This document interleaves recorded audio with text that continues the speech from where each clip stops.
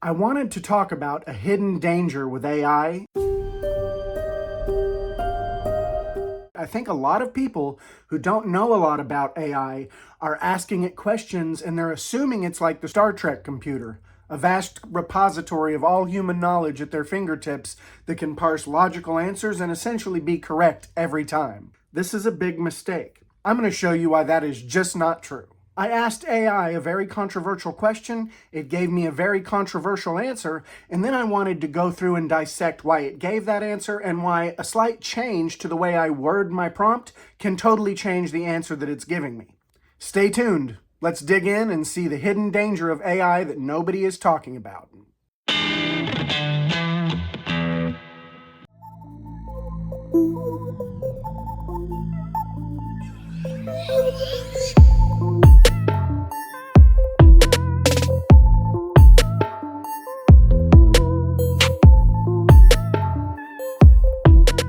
When we're using social media, many of us, after using it for the last decade, have become very aware of how it basically builds a perception castle around you.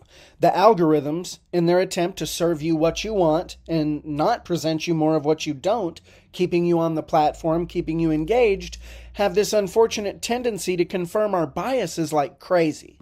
In an attempt to address this problem, politicians and media companies kind of made it worse. They started doing fact-checking. After a little while, nobody was trusting the fact-checking. So now, what is happening, people are increasingly resorting to asking AI to get their answers. ChatGPT and others like it do a very excellent job of simulating a human conversational partner. So good that you would almost think that there's a passenger behind it that really understands what you're saying and not just what amounts to predictive text on steroids. Guests on popular shows like Joe Rogan, including Ray Kurzweil and Jordan Peterson, have made some pretty bold claims. And by 2029, it will match any person. AI is more like a very limited human that acts very, very fast. We have people all over social media right now asking AI controversial political questions and assuming that the output that they are getting is valid. What they're really doing is probably confirming their own biases, so right now I'm going to ask it a question that's probably going to make a lot of you mad, and the answer will probably make some of you even madder. I'm not going to read you the entire prompt because I'm going to try to avoid having this video and channel demonetized, but I am going to allow you to read it yourself. And notice I tried my best to frame it in as objective way as possible, trying not to load it with my own biases, but trying to also include every bit of information that I could. I said, tell me, based on all available data, what you think actually happened. Take all available data and come to a conclusion. This is very important. Had I just said what happened on that day, it's going to regurgitate pretty much the official story of what happened. When I ask AI to give me its own conclusion, asking as a forensic investigator, the data is very different. The output that I get is very different. Right now, I'm going to scroll down to the bottom, and feel free if you want to ask AI yourself and see what results you get. But we're going to scroll down to the bottom, all the way to the conclusion. And there we go, guys. What do you think of that? So that's obviously not the conclusion that we would assume they would want it to come to. Now I'm going to switch over to Grok, and we're going to ask it the same question. This is the AI that's built into Twitter. So same question, copy pasted, and let's scroll down to the conclusion.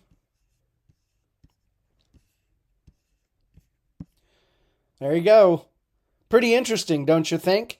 So isn't this evidence that this is true? Doesn't this mean that what a lot of people have been assuming for a long time actually happened that way? Actually, no. Before we jump to that conclusion, I should say, inside of my prompt, I accidentally used a non sequitur. And, I was trying to be as objective as I could possibly be when asking this question. And so for me to omit this and not realize it until later, just know that I think a lot of the other people that are asking might not even be making any attempt to be objective in the way they frame their prompt, which will matter big time. But even though I tried to be as objective as possible, this right here is my non sequitur. all available data. You see, I'm actually assuming that when I'm asking it to give me my analysis, it's going to be able to grab all the data at once and search it all at once, and that is how it's creating its reply. That is not what's happening. Let's talk about how AI actually assembles its responses. What's going on behind the scenes all starts with keywords. AI identifies the most important keywords within your prompt, and then it goes out and searches all the data that it's been trained on. It can't generate a response from everything at once, so it assembles it into a much smaller body of data that we call the context window. This is where it grabs the information that it will use to create a coherent response. Let's say we have an AI trained on 100,000 websites, and then it's trained on millions of documents. It can't use all of those, so it assembles, based on your keywords, the best ones for the purpose, and it grabs a few gigs worth. In the process of sorting and assembling all the data that it's going to use in its response, it ends up having to ignore large chunks of data that it simply doesn't have the memory to process. There is essentially a big problem to solve at the heart of AI right now, and it involves something that's kind of like what I call a Goldilocks problem. If you have a context window that is too small, it doesn't have enough information to really give you the best responses, so you're not going to get accurate responses. But the exact opposite is true for a context window that is too large. So you'd think to yourself, okay, well, if we could just expand the context window to include all of our data, then it would definitely give us correct responses, right? That turns out to be incorrect. A wider LLM context window means a larger context that can lead to poor handling and management of information and data. Essentially, the keywords become a big word soup when there's too much information for it to parse. So what it actually needs is just the ideal context window, which in that process, it's going to take your relevant keywords that you used. It's going to find other instances within its training where those keywords appear together, clustered together, and that is going to be where it gets the majority of probably what it's parsing. Now I'm going to come back over to ChatGPT, and I've copy-pasted the prompt, but I've modified it just a little bit. In this version, I've said, take into the account the temperature of the in an oxygen-rich and the winds that day, creating a furnace effect. Tell me, based on all available data, what you think actually happened, and then I finish with, do you still think a was a factor, why or why not? So let's see what it had to say. I'm going to scroll on down to the bottom, and the final conclusion, it takes more into account, it allows for more possibility, but this one still pretty much arrived at the same conclusion. Interesting, don't you think? Let's go over to a new chat window where I'm going to ask a very bare bones version of this question, and I'm going to get it to feedback the official story. So in ChatGPT, I'm going to open up a new chat. I'm going to copy paste, but I'm going to get rid of all the complex requests, and we're just going to ask this one basic question and see what it replies.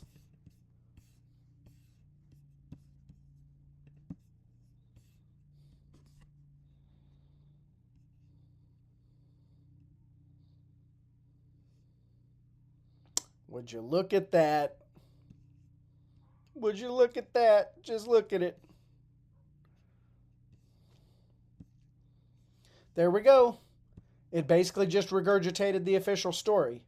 Now let's go back over to my more complex chat where it was giving me the more detailed answers, and we're going to ask it again. I'm going to delete this, and I'm going to ask this very same question in this same chat window where we already got all of this context before.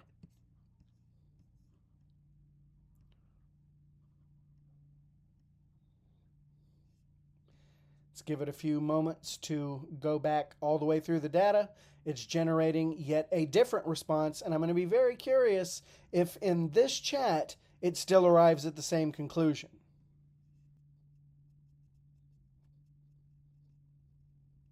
And yes, look, even though I've simplified the prompt and we've only fed that single string, it still more or less says the same thing. And the reason is because the context right here already included it. Whereas when we created a brand new chat, that is not the truth. The brand new chat didn't go and search and grab all the documents related to all the keywords that were in the body of my bigger prompt, and thus we get a totally different result. I had originally intended to make this video by going over to Grok, copy pasting the question, asking it again inside of a new chat, and unfortunately it gave me a completely different answer. So let's check that out. I'm going to go to history, we'll go to create a new chat, I'm going to copy paste the same thing that I did the other day, and we'll give it a few seconds to parse its entire response, but it's going to give us a slightly different reply every time, but I couldn't help but notice it is completely different now.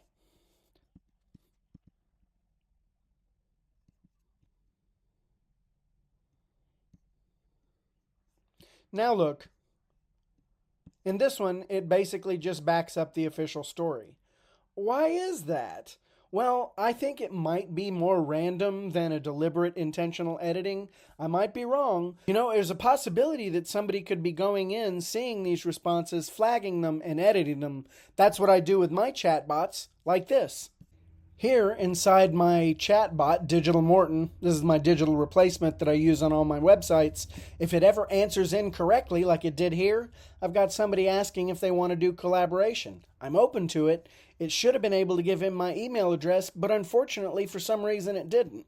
So I've got this little flag, I can click on that, and this allows me to edit this response. It saves it into the memory, and then when any other question comes from a customer that says collaboration, email address, basically it's probably working with keywords too, I can expect my chatbot forever in the future to give my email when appropriate. Did a human auditor go into this response, flag it, and change it so that Grok wouldn't respond the same way anymore? They could have, but it also could have been AI. The same thing that I'm doing manually could always be done by just some other AI system. So in essence, we will never know. Now I'm going to try to get Grok to change its response based on a little bit of data I picked up from the ChatGPT response. Considering the UAF study, do you still come to the same conclusion? See what it has to say, why not?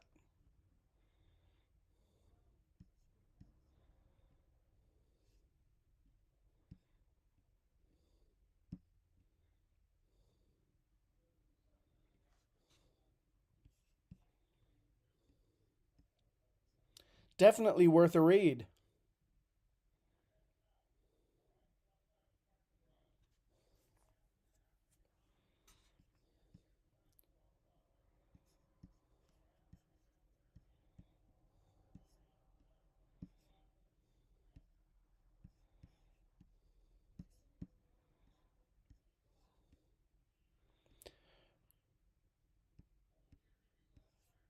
Very interesting. So it turns out to be very human-like in that when you feed it new data, it grabs new data, and then it is forced to consider new possible conclusions. Now I'm going to see if I can provide additional context and make ChatGPT change its mind about the conclusion.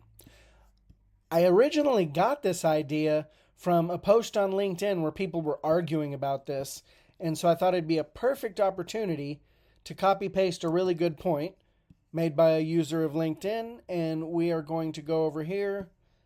I'm going to add that in my context. And then at the end, I'm going to say, do you still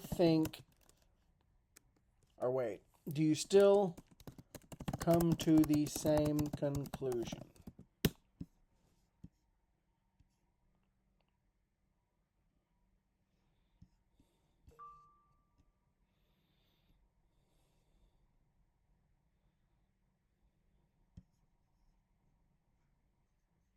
See, that's very interesting.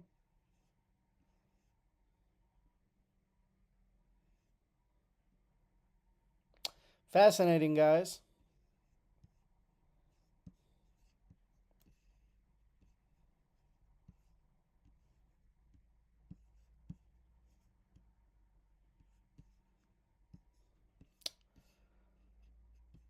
Well, that's its story and it's sticking to it. Now I'm going to go back over to Grok and we're going to have a little bit of fun with a new chat. And I'm going to ask it the question that I'm seeing pop around all over Twitter right now, which is, What is the likelihood from 1 to 100 that is a compromised Use all publicly available information. Let's take the mask off this one, shall we? Oh, let's look at this. Use all publicly available information from 1980 on, and his failure to ever say anything negative about but no issue attacking Gee, I wonder if that has anything to do with the answer. Which, down here, if we look at the answer, bling, that probably has something to do with the high loaded balance there. Let me try this question using the exact same AI, only we're going to ask it a different way. What are the chances that is a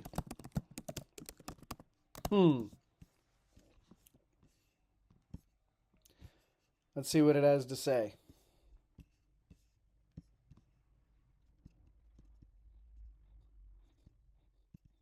Let's see. Yep. So instead of the 75 to 85%, I'm getting more like 10 to 20% chances. And really, my big question is, how did he prompt it? The way you frame your question and the data that you include with your question is going to greatly impact the results that you're going to get. One thing I also really like about Grok that's super convenient, it shows you up here where it's grabbed its context. It's looked at 8 X posts and 20 web pages, and if we click on the 20 web pages, we get a link to all of its different reference material. Pretty killer. So if we select deep search, I wonder if we're going to get a different response. So let's try the same thing. I've got deep search selected, and I'm going to hit run. So it looks like deep search is kind of mimicking what's going on with DeepSeek, where it's showing us its reasoning, getting the results so we can watch it as it's building its context. Pretty cool.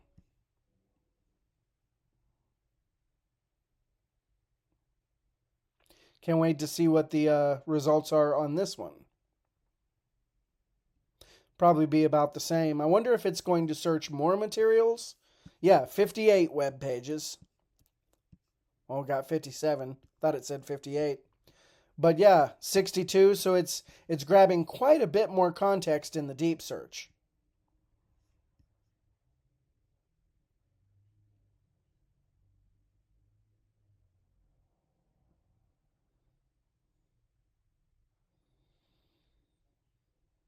Write me an encyclopedia, why don't you, Grok? It's really comprehensive. Let's see. So conclusion, approximately 40%. I mean, that's no small percentage still, but as you can see, that is clearly different than whatever homeboy over on X got. Being that it is so widely different, we can see that AI is surprisingly human. Now I can't resist doing a deep search on my original most controversial question. So I'm going to go back to my history. We're going to go back, let's see, right there. And I'm going to give a deep search on it. So I'm going to say, let's see. I'm going to retype the same sentence, considering the UAF study, do you still come to the same conclusion? And let's see what it finds.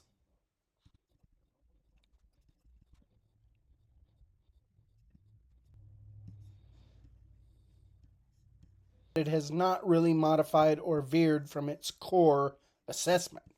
So why is it that a few days ago, when I gave it the very same prompt, it gave me a very different answer? So here's my conclusion from several days ago. The first one that rocked the world when I first showed you. Boom, boom, boom. Boom, boom, boom, boom. So why did it give me this response? Well, I want to share with you a little secret. There was some context that you didn't see in this conversation. I'm going to go all the way up to the beginning. My very first question was, explain how was a So as you can see, it's quite easy to lead the witness with AI. It specifically tells me the idea that these were specifically the result of a is a that has been widely debated and largely debunked by experts, and then it proceeded to give me the details on how it could go down anyway. I have a strong feeling that, at least in the case with Grok, my initial question had a strong influence on the way it fed the output later. With ChatGPT, however, we can see my initial question. That's the first question. There is no other loading of the question, no other framing of context, and it's giving me its own affirmative answer about it. This is the one that I've been walking you through today, where I've modified the prompt. So this is an entirely new chat, and its conclusion is remaining the same in favor of probably a pretty inconvenient interpretation for certain authoritative bodies, let's say. But are any one of these interpretations true? I would argue that it's basically just going to be wide and varied, just like a human. It depends on how you're asking, what data they are looking at, and if it's truly coming to its own conclusions, then we can expect that there will be some AIs that will come to conclusions that are inconvenient, and other AIs that come to conclusions that are more or less in line with the official narrative. I guess the main point I'm trying to make: don't accept AI as the arbiter of ultimate truth. It is a great research companion. You need to be very careful and know how to ask what you're asking for, and know that how you frame things is going to greatly impact the results that you're going to be getting. AI is wonderful for ad copy, product descriptions, everything that I use it for, and I even use it for some cool research. But in the end, AI in its current state might as well be your next door neighbor or the cool nutty professor from the community college down the street. So let me know what your results are. I'd love to know in the comments. I hope this video didn't offend anyone, and I certainly hope I don't get demonetized. I had a lot of fun with it, guys. Thanks, everybody. Don't forget to like and subscribe if you like my videos. Until next time, onward and upward.